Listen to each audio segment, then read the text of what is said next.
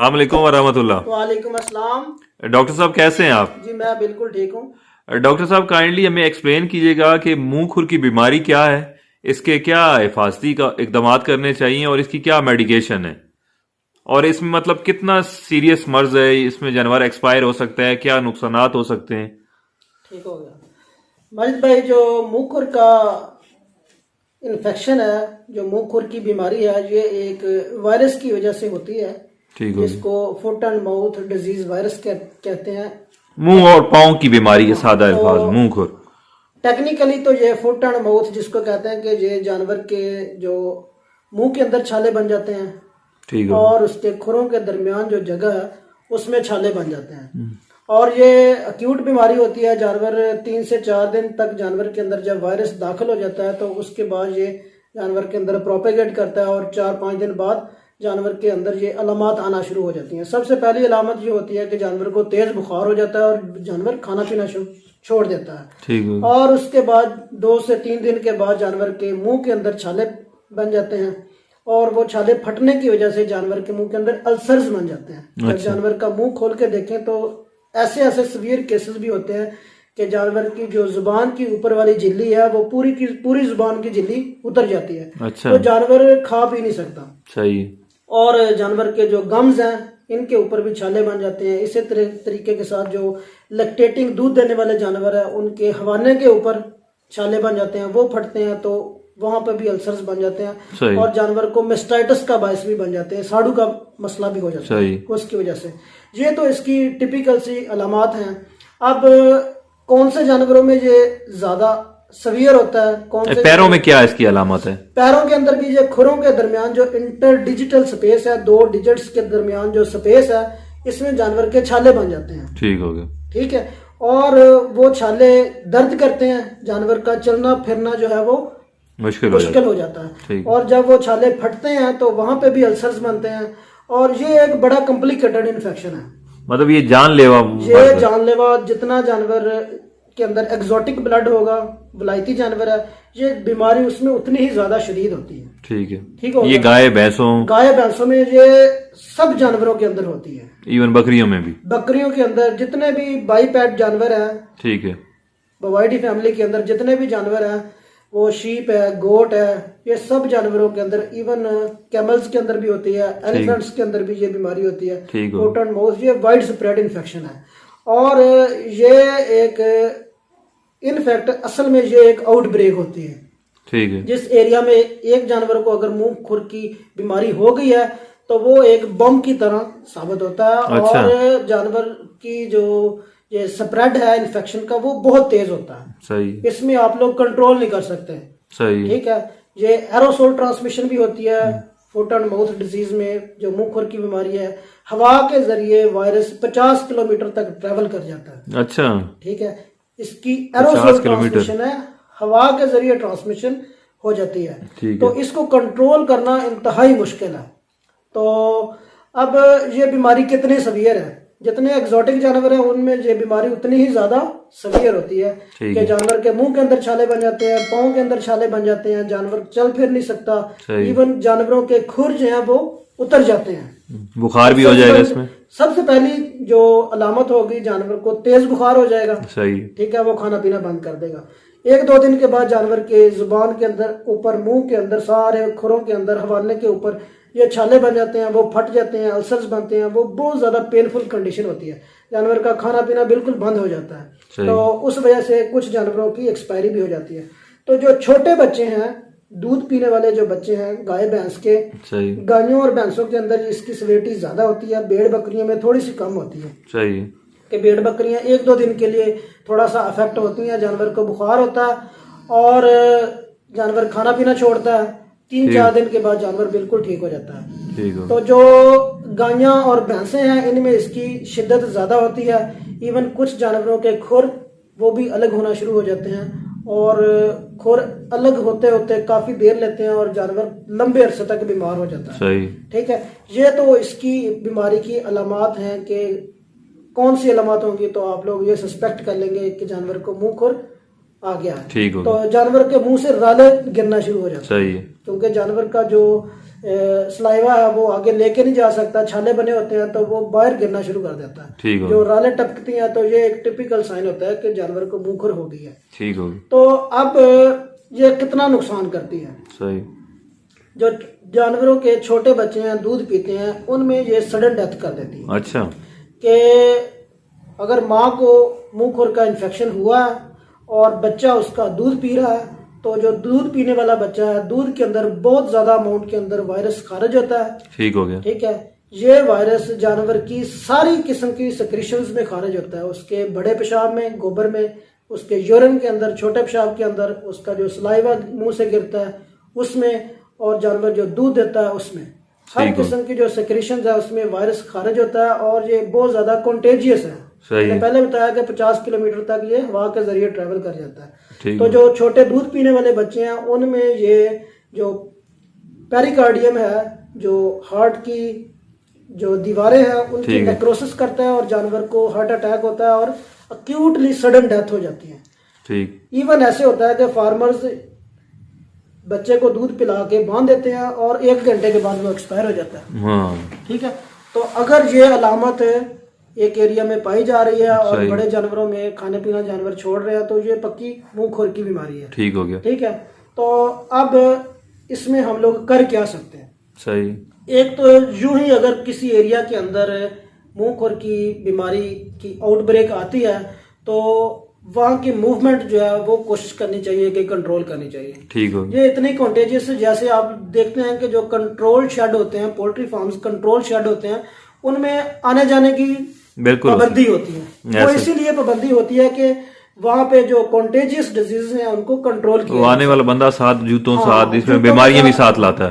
तो इस बीमारी में भी अगर जानवर एक फार्म पे बंधा जाता है, वहां पे बैठता है और वो अपने घर में आ जाता है तो वो बीमारी साथ ले जाता है। ठीक हो गया। आपको पता है कि वायरस कोई नजर आने वाली चीज नहीं है, तो ये कपड़ों के साथ, जूतों के साथ, वो बंदों को पता नहीं कितने वायरस कैरी कर रहे होते हैं। हाँ, तो वो साथ आ जाती है। तो कोशिश करनी चाहिए कि जो मूवमेंट है उसको कम से कम किया जाए। दूसरे नंबर पर जिन जानवरों में मुंहखोर की बीमारी आ गई है उनको फौरी तौर पर अलग कर देना चाहिए। ठीक होगा। ठीक है, ताकि बीमारी के स्प्रेड को, उनका अटेंडेंट, उनका खाना पीना, उनका हर रहायश, उनकी हर चीज जो है वो सेपरेट कर देनी चाहिए। ठीक है, ताकि बीमारी का स्प्रेड कंट्रोल किया जा सके। तो तीसरे नंबर पर इसका इलाज मुआवजा हम लोग क्या कर सकते हैं। तो जो एग्जोटिक जानवर हैं, मिसाल के तौर पर जो विलायती गायें हैं, क्रॉस ब्रेड जानवर हैं, उनमें इसकी सेवेरिटी ज्यादा होती है।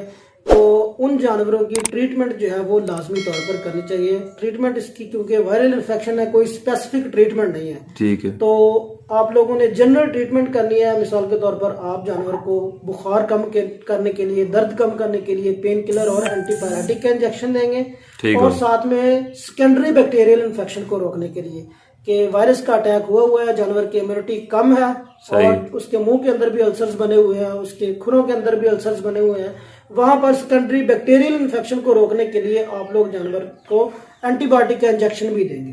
ठीक हो। ठीक है, ये 2 इंजेक्शन तो पक्के देने हैं। साथ में सपोर्टिव ट्रीटमेंट दें जानवर को।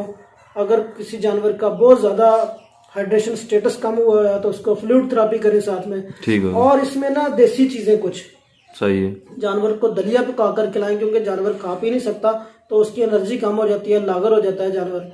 तो जानवर को दलिया वगैरह पकाकर खिलाना चाहिए और जूद हजम खुराक देनी चाहिए। ठीक हो गया, जो फौरी तौर पर जानवर को हजम हो जाए। इजीली डाइजेस्ट खुराक नहीं देनी चाहिए, तूड़ी वगैरह, व्हीट स्ट्रा ये नहीं देना चाहिए, क्योंकि वो अल्सर्स में फंस जाता है तो वो ज्यादा जानवर को तकलीफ करता है, तकलीफ दे हो जाता है।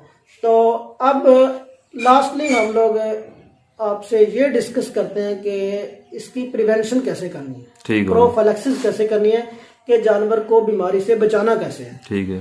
सबसे इम्पोर्टेंट चीज जो है वो वैक्सीनेशन है। ठीक है, कि बीमारी मौजूद है या नहीं है। आप लोगों ने साल में 2 दफा जो है मुंहखोर की वैक्सीन करनी है। बिल्कुल, वो तो हिफाजती है वैक्सीन, तो करवानी है आपको बीमारी। देखें कि अगर एक जानवर बीमार हो जाता है तो उससे उसका 10-15 हजार ट्रीटमेंट का हो जाता है। बिल्कुल ठीक है। ठीक है, फिर भी पता नहीं है, कुछ जानवरों में एक्सपायरी भी हो जाती है। लार्ज एनिमल्स में तो कंपैरेटिवली कम होती है, एक्सपायरी, लेकिन छोटे बच्चे जो दूध पीने वाले वो तो तकरीबन उनमें बहुत ज्यादा मोर्टेलिटी 100% मोर्टेलिटी भी हो जाती है। ठीक है। तो जानवर की वैक्सीनेशन बहुत ज्यादा जरूरी है। आप लोगों ने साल में 2 दफा, या अगर एनुअल वैक्सीन है तो साल में 1 दफा, या 8-9 महीने के बाद जानवर को वैक्सीनेशन जो है वो रिपीट कर दें। ठीक हो गया। ताकि जानवरों के अंदर वायरस के खिलाफ एक इम्यूनिटी का जो टाइटर है वो डेवलप हुआ रहे और उनमें इन्फेक्शन ना आए। सही। ठीक है। Care is better than cure. आप लोग इलाज नहीं कर सकते, आप लोग बचा सकते हैं जानवर को। बिल्कुल ठीक। ठीक हो गया। तो इसमें जानवर में अब जो मुंह खुर की बीमारी है, बीमारी तो चलो आ जाती है, लेकिन बीमारी जाने के बाद जानवरों में मुंह खुर की कॉम्प्लिकेशंस आ जाती हैं। अच्छा। ठीक है, जो कि आमतौर पर फार्मर्स को समझ नहीं आती।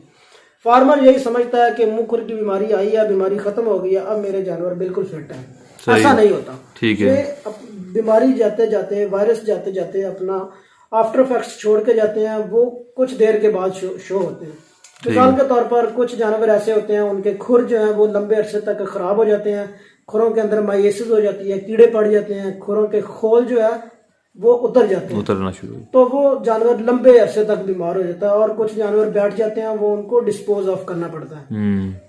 एक तो ये होगी। दूसरे नंबर पे जो विलायती किस्म के जानवर हैं, इनमें मुंह खुर का वायरस जो है ये हाइपरथर्मिया सिंड्रोम करता है। सही है। हाइपरथर्मिया सिंड्रोम ये है कि जानवरों में गर्मियों के मौसम में वो हाँपना शुरू कर देते हैं। ठीक है। ठीक है। एक्चुअली वो बंदा समझ रहा होता है कि ये प्रॉब्लम जो है ये बहुत ज्यादा गर्मी की वजह से है। डेफिनेटली बहुत ज्यादा गर्मी की वजह से भी जानवर हाँपना शुरू कर देते हैं, लेकिन अगर एक फार्म पे मुंह खुर की आउटब्रेक पहले आ चुकी है तो उसमें बहुत ज्यादा जानवर हाइपरथर्मिया सिंड्रोम का शिकार हो जाते हैं, वो हाँपना शुरू कर देते हैं। ठीक है। क्योंकि जो मुंह खुर का वायरस है, जो हाइपोथैलेमस जो ब्रेन के अंदर एक सेंटर होता है, उसको डैमेज कर देता है। और वो डैमेज होने की वजह से, क्योंकि हाइपोथैलेमस ही जानवर के सांस की और उसकी जो टेम्परेचर कंट्रोल करने वाला निजाम है उसको कंट्रोल कर रहा होता है, तो अगर वो ही खत्म हो जाता है, वही डिसरप्ट हो जाता है, तो जानवर अपना टेम्परेचर कंट्रोल नहीं कर सकता। ठीक है। ठीक है। तो जैसे ही टेम्परेचर 28 डिग्री से 32 डिग्री से ज्यादा होता है, जानवर जो है उसको वो हुल्ला करना शुरू कर देता है, हाँपना शुरू कर देता है। और अक्सर जानवर खाना पीना छोड़ देते हैं, तो वो कमजोर होते हुए प्रोडक्शन लॉस हो जाता है उनका, और इवन जानवर की डेथ भी हो जाती है। तो ये इसके आफ्टर इफेक्ट्स भी हैं। तो सबसे ज्यादा जो बेहतर ऑप्शन जो हमारे पास और फार्मर्स के पास मौजूद है वो जानवर की वैक्सीनेशन ही है। ठीक हो गया। अगर आप लोग टाइमली जानवर की वैक्सीनेशन कर दें, अगर आप लोग अच्छी वैक्सीनेशन कर दें, तो वो 200 से 300 रुपए तक पर जानवर को कॉस्ट करती है। आपका जानवर महफूज हो जाए, बहुत ज्यादा बेहतर है। जहाँ वो चीज बेहतर है कि एक जानवर को पहले बीमारी होती है, आप उस पर अच्छी मेडिकेशन करके कॉस्टली ट्रीटमेंट करते हैं, फिर अगर उसके अंदर जानवर के अंदर मुंह खुर के वायरस की वजह से आफ्टर इफेक्ट्स आ जाते हैं, ऐसे तो जो कॉम्प्लिकेशंस आती हैं उनको बर्दाश्त करना शुरू कर देंगे। वो चीज बेटर है जहाँ जानवर की वैक्सीनेशन बेटर है। डेफिनेटली जो वैक्सीनेशन का ऑप्शन है वो ज्यादा बेहतर है। जरा सी लापरवाही 200-300 रुपए के लिए आप 3 लाख का जानवर रिस्क में डाल देते हैं।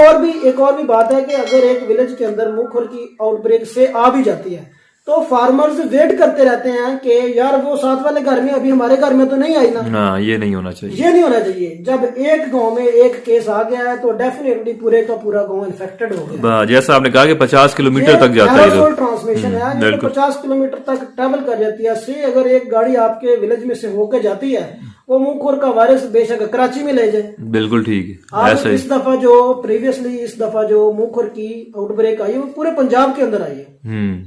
ठीक है ना।